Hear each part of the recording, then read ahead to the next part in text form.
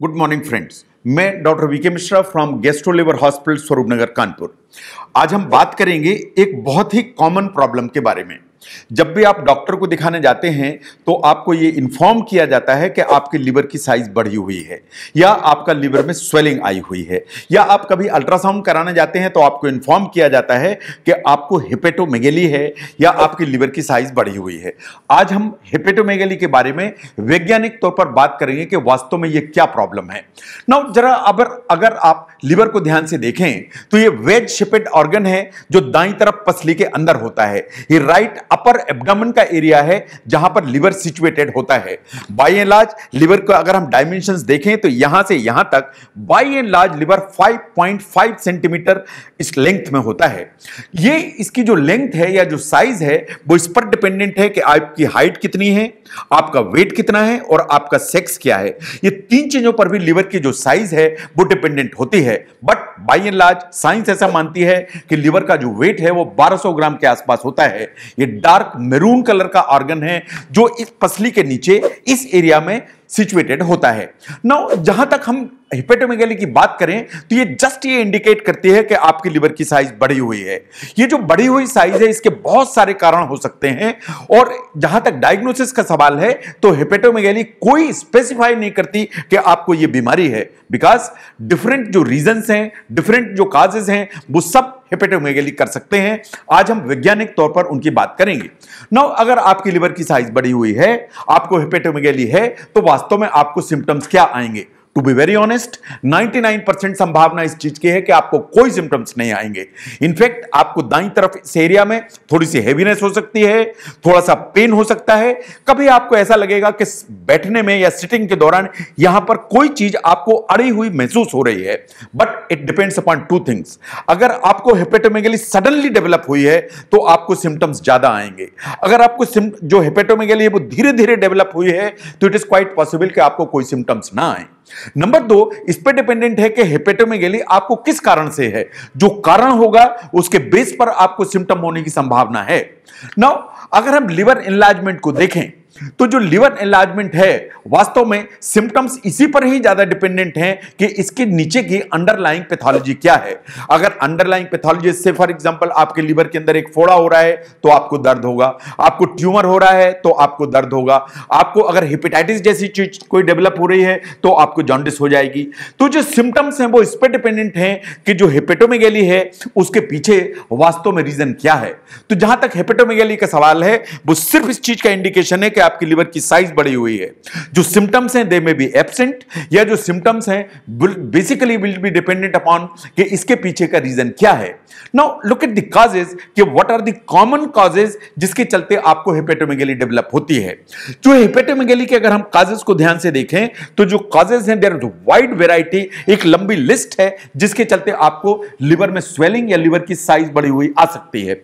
Number 1 are the infections. कोई भी infection आपकी लिवर की साइज को बढ़ा सकता है। कोई भी टॉक्सिन्स आपका जो लिवर है उसकी साइज को बढ़ा सकता है। कुछ जेनेटिक डिजीजेस हैं जिसके चलते लिवर की साइज बढ़ सकती है।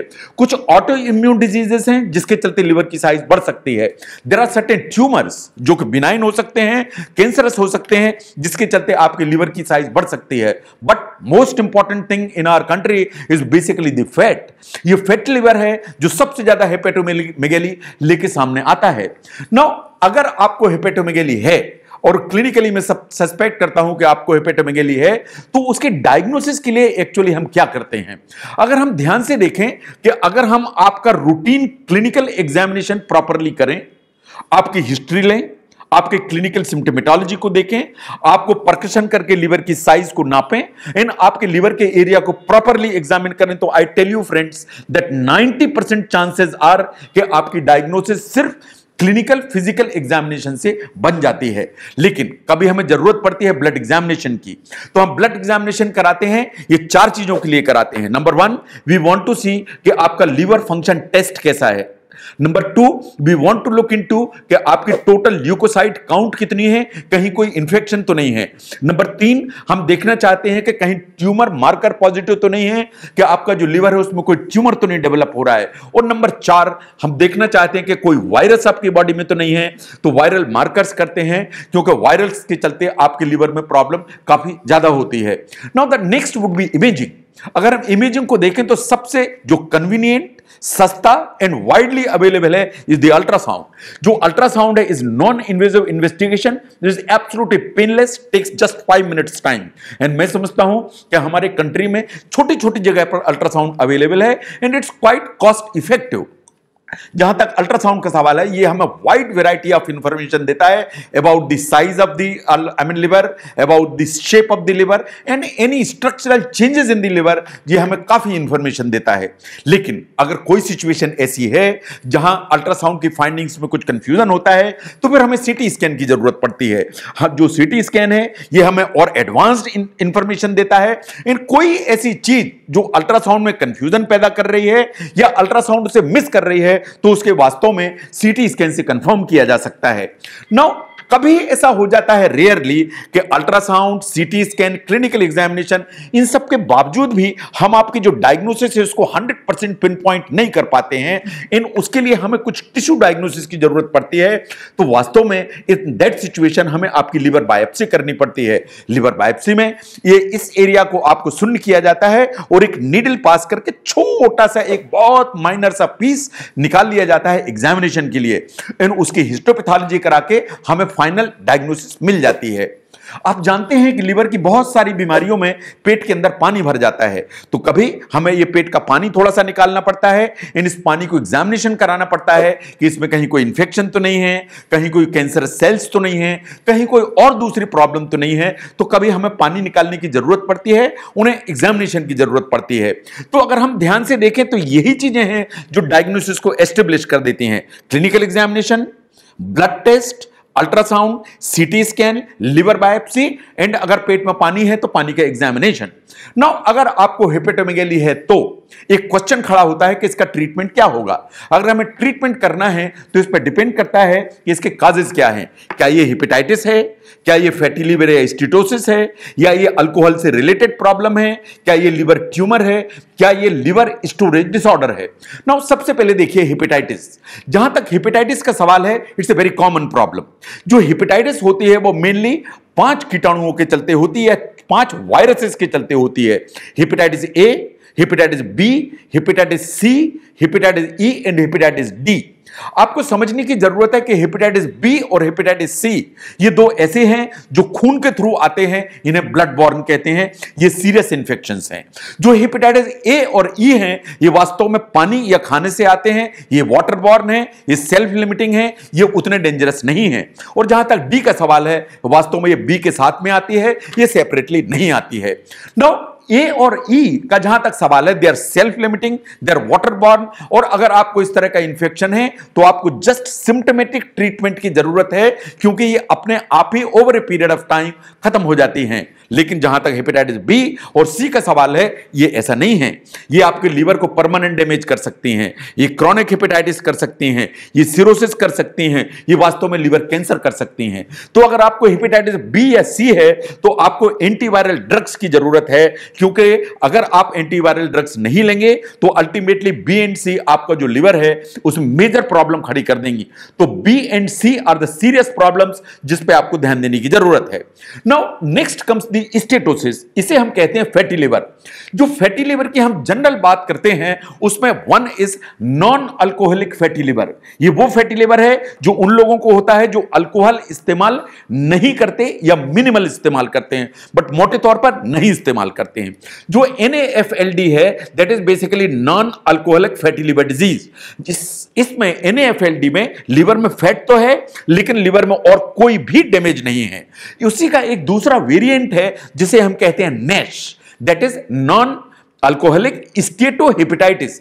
इसमें भी आपका जो लिवर है उसके अंदर फैट तो है, लेकिन फैट के अलावा आपके जो लिवर है उसमें कुछ इन्फ्लेमेशन भी डेवलप हो गया है। नाउ इस चीज को समझने की जरूरत है कि जब भी हम NaFLD की बात करते हैं या फैटी लिवर की बात करते हैं जो अल्कोहल से रिलेटेड नहीं है, इसका मतलब है कि हमने एक्सक्लूड कर लिया है कि alcohol is not the reason, viral infections are not the reason, कोई भी दवाइयां या medication is not the reason, and कोई genetic disorder is not the reason. जो NaFLD है जिसमें कि कोई इन्फ्लेमेशन नहीं है, ये वास्तव में बहुत बिनाइन प्रॉब्लम है एंड ये यूजुअली प्रोग्रेस नहीं करती है। आप अगर अपनी लाइफस्टाइल को ठीक करें और उसको ट्रीट करें तो ये रिवर्ट हो जाती है। But the on the contrary जो NASH है, जो नॉन अल्कोहलिक स्टीटोहेपेटाइटिस है, अगर आप इससे ट्रीट नहीं करें तो अल्टीमेटली ये सिरोसिस में कन्वर्ट हो जाती है और इट्स क्वाइट पॉसिबल कि आपको लिवर कैंसर करा दे। तो जहां तक फैटी लिवर का सवाल है, अगर उसको रिवर्ट करना है, ठीक करना है, तो आपके पास में 4 ऑप्शन है। Number 1 is the diet, number 2 is the exercise, number 3 is the reducing weight और weight reduction, and number 4 comes the medication जो आपको वास्तव में हेल्प करते हैं। नाउ अल्कोहलिक रिलेटेड हेपेटोमेगेली को अगर हम ध्यान से देखें तो अल्कोहल बहुत सारे डैमेज करता है। अल्कोहल आपको फैटी लिवर करेगा, अल्कोहल आपको अल्कोहलिक हेपेटाइटिस करेगा, अल्कोहल आपको वास्तव में अल्कोहलिक सिरोसिस कर सकता है। और अगर आपको अल्कोहलिक सिरोसिस और हेपेटाइटिस दोनों हैं तो वास्तव में ये लाइफ थ्रेटनिंग सिचुएशन खड़ी कर सकते हैं। और अगर आप ऑनगोइंग अल्कोहलिज्म में हैं कि आपका अल्कोहलिक लिवर डिजीज भी है और आप पीते भी चले जा रहे हैं, तो ये बिल्कुल सही बात है कि ये आपके लिए लाइफ थ्रेटनिंग है, इन आपके लिए काफी प्रॉब्लम खड़ी कर सकता है। नाउ जहां तक अल्कोहलिक रिलेटेड प्रॉब्लम्स का सवाल है, इनको कैसे ट्रीट किए जाने की जरूरत है। अगर अल्कोहल रिलेटेड प्रॉब्लम है तो सबसे पहला काम आपको अल्कोहल को बंद करने की जरूरत है। नंबर 2, आप जो भी स्टेज है उसको स्टेज को कंफर्म करने की जरूरत है। आपको प्रॉपर न्यूट्रिशन लेने की जरूरत है सो दैट न्यूट्रिशनल डेफिसिट ना होने पाए। आपने एक बार स्टेज को आइडेंटिफाई किया तो उसके बाद यह देखने की जरूरत है कि उस स्टेज के क्या कॉम्प्लिकेशन आपको डेवलप हो रहे हैं, उन कॉम्प्लिकेशंस को मैनेज करने की जरूरत है। अगर आप कॉम्प्लिकेशन को मैनेज करते चले जाएंगे तो आप कंफर्टेबल हो जाएंगे। लेकिन कभी कभार ऐसी प्रॉब्लम होती है कि अल्कोहलिक सिरोसिस बढ़ती चली जाती है एंड अल्टीमेटली लिवर ट्रांसप्लांट की भी नौबत आ जाती है। Now the next in line with the hepatomegaly is liver tumour. जो लिवर ट्यूमर है उनमें आप समझने की जरूरत है, ये 2 किस्म के होते हैं। One is the benign tumours, इसका मतलब ये नॉन कैंसरस ट्यूमर्स हैं। जो नॉन कैंसरस ट्यूमर्स हैं वो जो मोस्ट कॉमन है वो 4 आते हैं हमारे सामने। नंबर 1 इज द हेमेंजियोमा, जो वास्तव में खून की नलियों का एक गुच्छा है। Number 2 is the adenomas. Number 3 are the focal nodular hyperplasia. इन कभी कभार लिवर में सिस्ट होती हैं, वो भी बिनाइन ट्यूमर जैसा बिहेव करती हैं। जो बिनाइन ट्यूमर्स हैं लिवर के, वास्तव में कोई प्रॉब्लम नहीं करते। साइंस ऐसा मानती है कि बाय एंड लार्ज ये आपको जन्म से होते हैं या सिंस बर्थ होते हैं। इनको कंफर्म या फाइनलाइज करने के लिए इट इज क्वाइट पॉसिबल कि आपको अल्ट्रासाउंड, सीटी स्कैन, MRI की जरूरत पड़े। रेयरली बायोप्सी भी की जरूरत पड़ती है, but by and large they are benign conditions and they do not create any problem. Now on the contrary दूसरे बेसिकली कैंसरस ट्यूमर्स हैं। जो कैंसरस ट्यूमर्स लिवर के होते हैं वो भी हेपेटोमेगेली जैसे प्रेजेंट कर जाते हैं। जो कैंसरस ट्यूमर्स हैं वो वास्तव में 2 कैटेगरी में आते हैं। Number 1 are the primary liver tumour, जो वास्तव में लिवर के अंदर ही पैदा होते हैं, and the second one are the secondary liver tumours, जो लिवर के खुद के ट्यूमर्स नहीं है, बाहर से आकर लिवर में जनरेट हो रहे हैं। They are basically secondary liver tumours. Now अगर हम प्राइमरी लिवर ट्यूमर्स को देखें तो वास्तव में ये 2 हैं। प्राइमरी जो लिवर ट्यूमर में number 1 is the hepatocellular carcinoma, जो विच इज मोस्ट कॉमन, या HCC। The second one is basically the cholangiocarcinoma, जो बाइल डक्ट के यहां से जनरेट होता है। These 2 are the primary liver tumours. जो सेकेंडरी लिवर ट्यूमर्स हैं वो 2 तरह से हो सकते हैं। जो लिवर के आसपास के ऑर्गन है उनमें कैंसर है एंड वो धीरे धीरे लिवर के अंदर क्रीप इन कर जाता है। Say for example somebody has a cancer in the gall bladder and वो धीरे धीरे लिवर के अंदर चला जाता है। That is basically known as the direct invasion of the cancer into the liver. And the second possibility is कि आपको किसी दूसरे ऑर्गन में कैंसर है, जैसे से फॉर एग्जांपल बड़ी आंत में है, पेनक्रियाज में है, खाने की थैली में है, यूट्रस में है। इन वहां से वास्तव में जो कैंसर की कोशिकाएं हैं वो खून के थ्रू आपके लिवर में आ जाती हैं। That is also known as metastasis. Now अगर आपको लिवर ट्यूमर है तो वास्तव में जो ट्रीटमेंट है वो इन चीजों पर डिपेंड करेगा कि जो ट्यूमर है उसका नेचर क्या है, वो जो ट्यूमर है उसकी लोकेशन क्या है, वो ट्यूमर है उसकी साइज क्या है, और ये जो ट्यूमर है ये प्राइमरी है या सेकेंडरी है। देखिए जहां तक ट्रीटमेंट का सवाल है बहुत सारी मोडेलिटीज हैं। सर्जरी की जा सकती है, कीमोथेरेपी कराई जा सकती है, रेडियोथेरेपी कराई जा सकती है, इम्यूनोथेरेपी कराई जा सकती है। एंड ये सही बात है कि इन रेयर सिचुएशंस अगर कोई सॉलिटरी ट्यूमर है तो वास्तव में लिवर ट्रांसप्लांट करा के भी इस बीमारी से छुटकारा पाया जा सकता है। नाउ जब हम हेपेटोमेगेली की बात करते हैं तो स्टोरेज डिसऑर्डर हमेशा पिक्चर में आते हैं।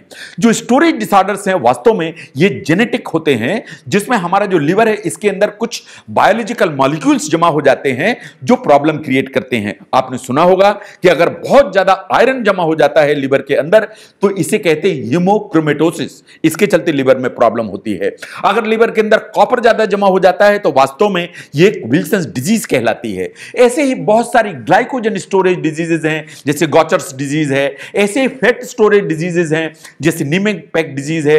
ये कुछ तरह की डिजीजेज हैं जो जेनेटिक डिसऑर्डर्स के उसमें आती हैं। ये यूजुअली बचपन में आइडेंटिफाई हो जाती हैं। अगर हम इनको अर्ली डिटेक्ट करते हैं तो ये बात सही है कि ये ट्रीटेबल होती हैं। अगर आप इनको अर्ली डिटेक्ट नहीं करेंगे तो वास्तव में ये लाइफ थ्रेटनिंग हो जाती हैं एंड इनको ठीक करना फिर मुश्किल हो जाता है। नाउ अगर हम हेपेटोमेगेली को ध्यान से देखें तो at times it looks frightening कि डॉक्टर ने बोला कि आपको हेपेटोमेगेली है, आपकी लिवर की साइज बढ़ी हुई है। बट फ्रेंड्स, मेरा ऐसा मानना है दैट 90% टाइम्स जो हेपेटोमेगेली होती है वो उन तरह के कारणों से होती है जो हार्मलेस होते हैं, बिनाइन होते हैं, इन आपको कोई इस तरह की प्रॉब्लम क्रिएट नहीं करते हैं जो आप वास्तव में प्रॉब्लम में जाएं। अगर हम आपके मेडिकल हिस्ट्री लें, आपके सिम्टम्स को ध्यान से देखें, आपका जो है क्लिनिकल एग्जामिनेशन करें, तो इन तीन चीजों से मिला के तो वास्तव में आपकी जो हेपेटोमेगेली है उसके रीजन को हम आइडेंटिफाई कर सकते हैं एंड एप्रोप्रिएट वर्कअप कर सकते हैं। एंड ये बात सही है कि अगर हम एप्रोप्रिएट वर्कअप करके आपकी डायग्नोसिस पिन पॉइंट कर देते हैं तो आपका जो ट्रीटमेंट है वो स्ट्रीमलाइन हो जाता है। और एक बार आपका ट्रीटमेंट अगर स्ट्रीमलाइन हुआ तो मैं समझता हूं कि whatever may be the reason for the hepatomegaly, 99% reasons में हेपेटोमेगेली का जो रीजन है उसको आइडेंटिफाई करके उसको ट्रीट करके आपको स्वस्थ बनाने में मैं समझता हूं कि मेडिकल साइंस आपकी पूरी तरह से मदद करती है। तो इसलिए हेपेटोमेगेली से बहुत डरने की जरूरत नहीं है। अगर आपकी रिपोर्ट्स में आता है कि आपको हेपेटोमेगेली है तो वास्तव में आपको उसका रीजन जानने की जरूरत है कि मुझे हेपेटोमेगेली क्यों हुई। जैसे ही आपको ये पता लगे कि आपको हेपेटोमेगेली क्यों हुई तो उसका जो एक एप्रोप्रिएट ट्रीटमेंट है वो आपको इस प्रॉब्लम से छुटकारा दिलाने में मदद करेगा। मैं doctor VK Mishra from Gastro Liver Hospital, Swaroopnagar, Kanpur. Thank you very much.